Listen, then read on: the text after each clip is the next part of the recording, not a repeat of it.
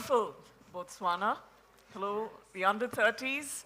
I'm the editor of Forbes Africa, and every year, this is actually the most favorite time of year for me because we're putting together our under-30 list, and I feel extremely energized this time of the year because there's so many wonderful candidates lining up in our inboxes, and we sift through them. It's such a hard task, but we put them together, and these are the stellar powerhouses of tomorrow. And today, I have three very young candidates. I feel I feel like a dinosaur sitting here.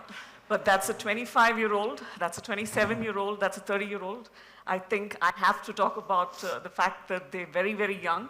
And if you look at the 25-year-old, he became a CEO at the age of 15, but we will get to that, more of that later. And as the president said earlier, I think this is, we all have to be solution providers. We have to be problem solvers. And Africa is not one Africa. To me, Africa is many Africas in one. It's very diverse, it's heterogeneous, and that is why we all need to come together as one. And the future, the workforce is young, and I'd like to say female, but young, and it includes all of us. So let me now begin. I'd like to talk to the basketball player on the panel. That's Antonio Depina. He's the CEO of the Overseas Basketball Connection. He's from Cape Verde. That's not a country that you hear about very often. It's off the coast of West Africa. It's beaches, it's palm trees. He was raised in the US. His mother is from Cape Verde, dad is from Liberia, but he returned 2 years ago. But he did tell me yesterday when I spoke to him, I was scared of Africa. But he came back, here he is. He's now the founder of the OBC, Overseas Basketball Connections. It's a professional basketball league. And just recently, he is also the founder of Go Zoomly, which is a ride-hailing app, which he's also now launched in Liberia. Tell us, Antonio, what is your playbook for Africa? Do me long, Botswana. Yep. I want to first thank Forbes Africa for having me. I think they do a tremendous job finding young entrepreneurs on the continent. But my playbook is simple. I just create tech, find a solution, and I just go with it. For example, there's a lot of people from America here. What are some problems we've had so far? We all had to get taxis. The taxi drivers are ripping us off here and there. So if somebody could create an Uber app or something like that, that's a solution that we can probably create here in Botswana as well. Right. So why did you say you were scared of Africa? I mean, growing up, I grew up in America. So for us in America, we didn't know anything about Africa back then. We see stuff on TV where it's like, feed a kid for 10 cents. It was the craziest thing. So, I mean, growing up, all you hear is, oh, don't go to Africa. It's scary. Parents who come from Africa to America, you just feed us all these scary things. But once you come here, it's beautiful, it's nice. The people are really, really welcoming, and it's super cool. Right. Just tell us a little bit more about Go Zoomly. How is it different from the Uber of the day? How do you bring in a little bit of the cultural context as well into the app? Yeah, definitely. Go Zoomly is basically it's like an Uber app. The different thing we do with Uber, instead of Uber, we basically adapt to the cultures of the different countries that we're in. For example, Uber just, it's Uber, they slap it, go into the country. What we do is we kind of tweak it a little bit for my app. For example, in Botswana, they told me you guys use mobile money here. So for me, I would code in a way you can pay with cash, Visa, and your mobile money. Kind of changing it up, because every African country has different cultures. Right. So you kind of got to tweak up your business to meet these cultures. Sure. Right. Let me come to you, Sophia. Beautiful in your kaftan. Thank you. But you are the queen of the multi-layered garment. Yeah. So this, she was showing me in the back room today, this can transform into a skirt and a jacket. So this piece that I'm wearing right now, that's another piece. Right, okay. So I've been eating too much and I can't fit into that piece Sure. that I have. But the kaftan is very forgiving. Right. And what I love about this kaftan, we've created it in such a way that, of course, we're used to hearing kaftan. It's Arab inspired, but Africans, especially Nigerians, wear kaftans all the time. But what I noticed is it wasn't as functional, and I really want women to have more power with their clothing. So we took this piece, we chopped it up, we put some slits on the side, and so it can be worn as a kimono. It can be worn with your bathing suit. It can be tied and worn as a high-low top. And it just feels good. It's one size fits all, so whether I decide to eat some more for the rest of the year, I can still be able to fit into this. Sure. So as a founder of Besida, which you launched 7 years ago in Africa's most, was it? Yeah. Most populous country, the biggest economy in Africa, Nigeria. Yeah. The multi-layered garment to me, I mean, it's layers of sustainable fashion, but in many ways it's layers to your own personality and your success, right? Yeah. So you left for the US at the age of 9 with your mother, and you came back to Africa. You opted to come back to Africa. At that point, it was a selfish move because you were missing the food and the family. But then that later changed into a calling. So tell us a little bit about that, the social impact that you wanted to create. Absolutely, yeah. So I started coming to Nigeria out of selfish reasons. I miss my family, I miss egusi soup, I miss suya, like I miss all of like the goodness of Nigeria. And when I came, I decided to start making clothes. I've always been into fashion, so hired a tailor, he made some pieces for me, and I took it home. I was working as an anchor at the time, so I would wear these pieces on air, and people would love them. People would call in to the station, "What is that?" And I was like, you know what, I think I can start doing this. And more so, I can start making it in Nigeria, give myself more excuses to go back home and eat some more, and create this global fashion brand where women all over the world, especially Black and brown women, can feel connected to their African roots. Right. And I think that's something, especially for people who live in the US and especially the UK as well, lots of Black people want to feel that connection to Africa. I know I did, and that's why I started going back. So, you know, to my surprise, a lot of women loved it, and they're still supporting us today, so I'm happy. Fantastic. I'm going to move to Nadav. Nadav, you're the youngest, but you were also a very young CEO. Just so you know, last week, this young man passed out of Wits University in South Africa with a BCom degree, but at the age of 15, when he was in school, he used to run out of classrooms to attend meetings and do radio interviews. Yeah. Now he's just passed out of college. So congratulations, Nadav, with a BCom degree in economics. But he has a very interesting profession. He doesn't see his profession as a job. It's something that comes very naturally to him. He loves wildlife. So at the age of 8, he would go to Kruger National Park, he'd be with his parents, and he'd stop passers-by and you'd ask them, did you see any lions? Did you see any rhinos? And can you tell me where they were? So he developed that idea in his head, developed an app, and he's created this wildlife spotting app. Sorry I'm speaking for you, but I'm very excited about your app as well. So he decided that, you know, he can use the crowdfunding, the crowdsourcing model and get people to locate animals in these wildlife reserves. And he's developed this all on his own, and here he is. He's got billions of views and lots of subscribers, and he's on to greater things. Nadav, over to you. Thank you.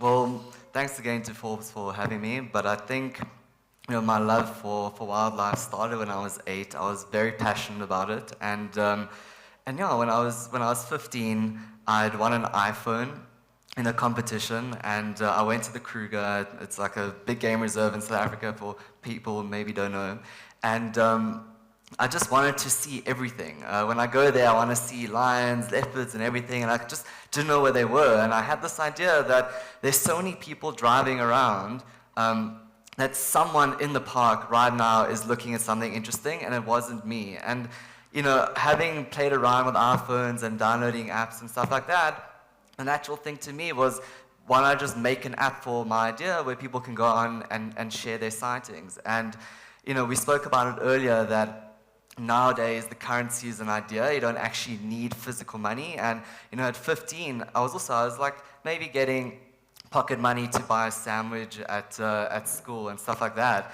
I didn't have enough to actually make an app. And I remember phoning a development company and just gave them my idea, and I just asked them how much would it be, and it was going to be like a few $100,000, and there was like no way I could do it. So I just said, it's okay, I'll do it myself. And I looked on YouTube, I looked on Google how to do it, and and I developed it. And within 3 weeks, it already had 30,000 downloads. And people sharing their sightings, and it was just really exciting. And taking those amazing sightings that people were seeing and sharing on social media. And that's really where the business side started. And we started monetizing the content and then sharing that revenue that we were generating back with the filmmakers. And it's great because, especially during COVID, where a lot of the game rangers lost their tours, and no one was actually hiring them to be guided by them. They were sending us their videos, and we were actually helping fund their lives. It was really exciting. So sitting out of his bedroom or his office in Johannesburg, he gets to see elephants killing crocodiles, or vice versa, whatever. And you actually get millions of views for those sightings as well. So well done, Nadav. I'm going to come to you again, Antonio. You said that anyone can be the next Jeff Bezos in Africa if you really have a technological mindset, and you can develop your own apps and you can become a creator. Do you really see that happening a lot now that you're back in Africa? What is the kind of buzz that you see in West Africa, for example, in a small economy like Cape Verde? Yeah, I'm pretty sure everybody here has probably noticed there's a huge shift in the culture of Africa. A lot of people are coming back. For example, the diaspora. You see a lot of people in December go to Accra, Lagos, they go to Afrochella. It's getting crazy now.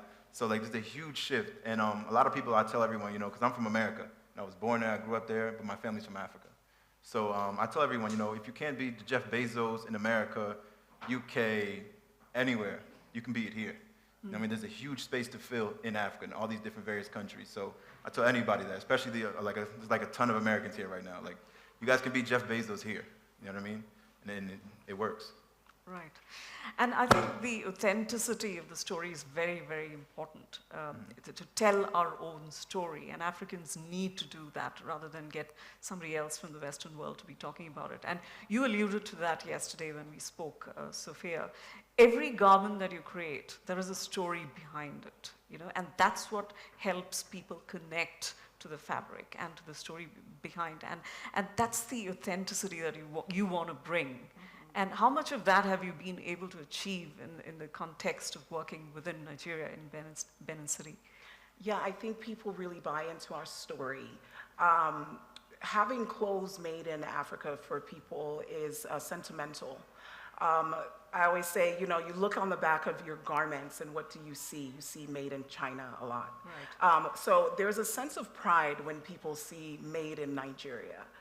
They feel as if, they come from a place where people have talent and people work with perfection in mind. So we really strive to keep it authentic by making in Africa, we source all of our fabrics from Nigeria. If not Nigeria, then some of the other countries around. So we really try to keep everything made back home, and people love that. I think whenever, especially I post videos of our team working on the garments, those videos get the most views and the most likes, and people saying thank you even. So I think especially if you're working in Africa as far as your business and your branding, use that authenticity, because people are buying into stories more these days. Sure. Stories, you've been a broadcast journalist, so storytelling comes very naturally to you. Yeah. But, and now that you are in this space, do you think there's this perception that African fashion is cheaper than international brands? And is this perception, perpetuated by Africans themselves, you think? I certainly think that Africans, we perpetuate that concept more than others. I have friends who don't want to necessarily patronize an African brand because they feel it's too expensive. Oh, I can just get my tailor to make that. I'll just copy the design. Whereas when I feel with others, especially in the US, they look at it as, I don't even think you're charging enough. Right. For your pieces. So a lot of, especially my customers, are mostly Americans and not necessarily Africans. And I think we just sometimes don't look at ourselves with enough pride, at least not in the past. I see that changing now. I do see that as Antonio was saying, with Right. more people coming back home and more people having more pride in their culture. Sure. Right. Let's talk about content again, Nadav. One of the things that we don't get to do enough of in Africa is monetizing social media. So how have you faced those kind of challenges in your area of work? Yes, I mean, the biggest side of our business is taking the amazing sightings that we get and try and make them go viral on all these different social media platforms. Where last year alone we got over 1 billion views, and monetizing it is the biggest struggle. Africa, a lot of the countries aren't even enabled to be monetized. Facebook just doesn't allow you, or TikTok or Snapchat and stuff like that. So for us as a business, it's definitely the biggest struggle. But monetizing is one thing. It's actually understanding the viewers and what they want to see and how to edit these different videos and content that we get in a way that's exciting. Different to National Geographic and Animal Planet. We're very authentic. It's everyday people filming these things. But the biggest thing is analyzing. So we'll look at graphs every single day. Like, everyone thinks we're just about wildlife and being out in the bush, but it's very much, we focus on the numbers and the technology behind it and our app and stuff like that. And we analyze everything that we share. And if you don't understand what people are actually enjoying and when they drop off the video and why, then it's really hard to take the content that you get in the future and make it do well. So definitely understanding your viewers and what they enjoy is the key, especially in places where you can't actually monetize. So if you get a big audience, then opportunities from other places come through, Sure. that are not directly through Facebook themselves, for example. Yeah. Right. So you were an under 30 for Forbes Africa a few years ago. Antonio, you were an under 30 with Forbes Africa last year. I just want to talk to you about your other career, which is basketball, and this league that you've created. And your intent is to bring African footballers to the world stage. How's that going? It's going pretty well. I created a professional basketball league in my country, Cabo Verde, and it's called the Cabo Verde Basketball League. It's probably one of the biggest professional basketball leagues on the continent. We bring a lot of African players from different countries. And it's been going really well. I feel like since I was playing in Europe, I played in Spain and Portugal. One of my friends from Sudan, he was on my team, and he told me, I said, yo, why don't you play in Africa? He says, I only play in Europe because there's no opportunities back home. So I was like, oh man, we need the leagues in Africa. Like, we have all these people, all these companies, all these resources. We're in paradise. Why are there no professional leagues here? Why do we have to travel to Europe to go to schools or travel to Europe to play professional sports? So I created a league for that, and it's been going pretty well, I have no complaints. And just so you know, Antonio is also on Netflix. You can watch him on The Circle. He's actually played a part in that series. Yeah, Yeah, Netflix great. The Circle. Fantastic. Sophia, you've gone through exceptional circumstances becoming an entrepreneur, right? And then every time, and you've told me that you're a passionate life lover. Anything that comes your way makes you stronger. But isn't that what Africans are all about? That resilience, that comes when the lights go out and you say, no, I'm going to try and make something else work. What is it that you faced in your own journey? What is the kind of resilience you brought to fashion? Oh my gosh, where do I start? Especially working Nigeria is a lot. You run into so many things. If it's not the traffic, it's NEPA taking the light while you're in the middle of producing all of these garments. Of course, we know there are lots of blackouts in many countries in Africa. But through that, we found ways to be creative. So many times we'd have to go back to using manual machines. Still produces fine garments and everything, but I was embarrassed about that in the beginning. I'm like, why am I having to use manual machines? Right. But part of it is recognizing that when I decided to take this go on this journey, I knew it wasn't going to be easy, and I have to conform to how Nigeria does things instead of always trying to make my own way. And, oh, they do it in the US, so you have to do it like this here. That's not fair to them because they've never been to the US. They don't understand how we work. So that really helped mold me, and also seeing that, especially Africans, we know how to take one thing and make a million things out of it. You know, we buy something in a bucket, that bucket turns into something that you store goods in, food in, water in, and that's what really inspired the multifunctional aspects, is thinking about how can we make one garment more than one thing. So that's part of where my inspiration and my love for working in Nigeria came from. What next for you, Nadav? So for us, you know, we're quite big in South Africa, all the game reserves there, but we really want to just expand the community and get content from different reserves around the world. There's just a lot to be seen, and you know, I always get so excited when someone sees something amazing in one of the South African parks, but every so often we'll get people who share with us from there going to like India and they see a crazy tiger sighting and stuff like that. So it's definitely something that we're going to be focusing on. Is just expanding and opening up to more game reserves. Sure. I see you have less than 3 minutes. I'm going to ask a fun question in the end. You're all, you're 30, 27, 25, not past 30 yet. This is an under 30 conference. What does being over 30 mean to you? Oh my gosh, confidence. If there was one word, it's confidence. I didn't have enough of it in my 20s. Okay. And now I'm realizing there's something that happens at 30 that you start like gaining a lot of confidence in yourself. So over 30, I am blazing the trail with confidence. Antonio?